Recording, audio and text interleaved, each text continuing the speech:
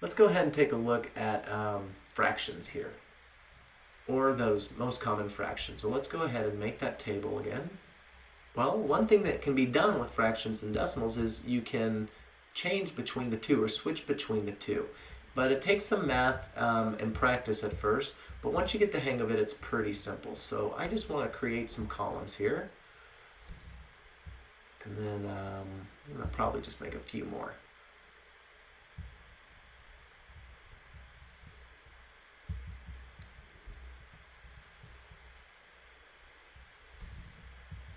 I think just one more should do it.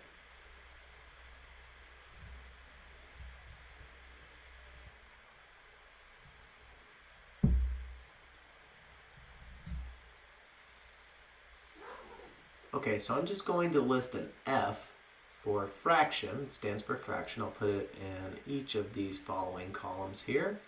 And I'm going to put a D down to represent my decimals. So here's the decimal for this first fraction, decimal for this second fraction, and decimals for the third set of fractions here. So the first thing I'm going to do is just list the most common fractions in this first column. So first off, we have 19/20ths, followed by 9/10ths. And if you don't want to listen to me repeat all of these values or say all the values, just fast forward to the end and you can start copying and start memorizing the fractions and most common decimals. Okay, so back to 9/10ths, then we have 5/6 here, followed by 4/5 and 3/4, followed by 2/3, and then 3/5, 1/2, and 2/5, and then finally 1/3. I'll stop at 1/3 in this list. Let's go and change colors and start talking about the decimals for these fractions. So 0.95 is the decimal for 19/20ths. And then we get 0.9 for 9/10ths, and the way I got that is I took the numerator and divided it by the denominator, so 9 divided by 10 gives you a value of 0.9. And 5/6 is equivalent to 0.83, followed by 0.8 for 4/5, and then 0.75 for 3/4, and then 0.66 for 2/3, and that is 6/6 repeating.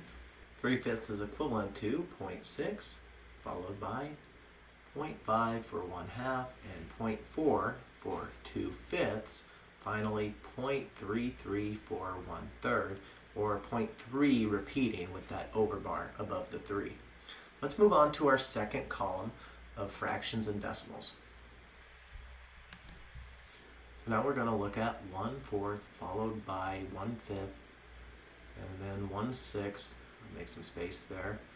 We've got 1/7, 1/8, 1/9, 1/10, 1/15, 1/20, and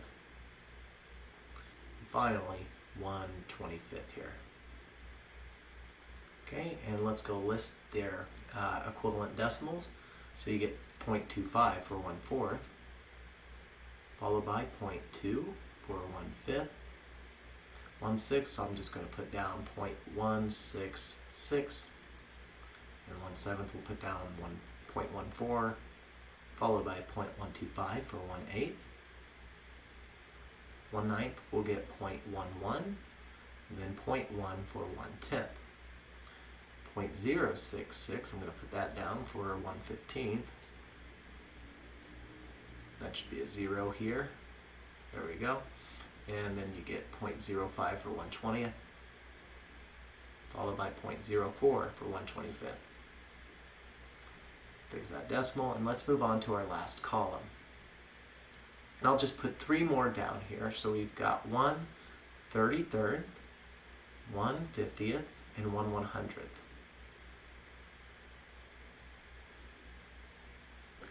And their equivalent decimals, well, we'll get 0.03 and 0.02, followed by 0.01. Cool stuff, guys. I'll see you in the next videos.